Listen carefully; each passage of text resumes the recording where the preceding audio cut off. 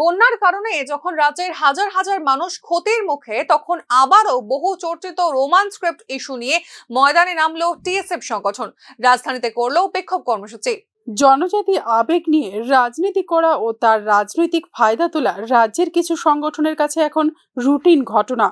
Roman script issue নিয়ে সরকারি আন্তরিকতার অবস্থান আগেই স্পষ্ট করেছে রাজ্য সরকার। বিষয়টি বাস্তবায়িত করার জন্য কেন্দ্রীয় বোর্ডের নির্দেশ ও নির্দেশিকাও যে সমান জরুরি, বিগত বিধানসভা অধিবেশন হাউসে তাও স্পষ্ট করেছেন মুখ্যমন্ত্রী মানিক সাহা। ইস্যুটির যুক্তিপূর্ণ সমাধানের জন্য রাজ্য সরকারের সদিচ্ছার অভাব যে নেই সে কথাও বলেছেন মুখ্যমন্ত্রী।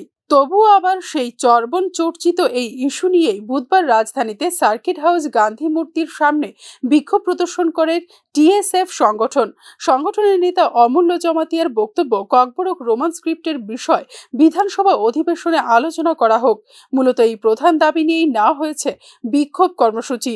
দেখুন তার বিস্তারিত প্রতিক্রিয়া।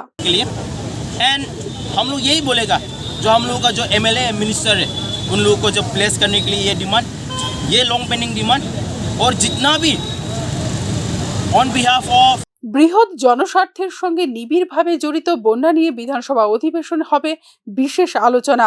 মানুষের সামগ্রিক স্বার্থকে উপেক্ষা করে ও বন্যার মতো জ্বলন্ত ইস্যুকে দূরে ঠেলে পুরনো রোমান স্ক্রিপ্ট নিয়ে টিএসএফ এর আন্দোলন উদ্যোগ কতটা সময়োপযোগী ও যুক্তিযুক্ত তা নিয়ে কিন্তু উঠছে প্রশ্ন। যদিও সংগঠনের নেতা অমূল্য জমাতিয়ার দাবি ছাত্রছাত্রীদের স্বার্থেই তাদের এই কর্মসূচি, তবে বন্যার কারণে যেসব ছাত্রছাত্রী ইতিমধ্যে বিভিন্নভাবে ক্ষতিগ্রস্ত সেই ইস্যু নিয়ে সংগঠনের কোনো নড়াচড়া নেই কেন?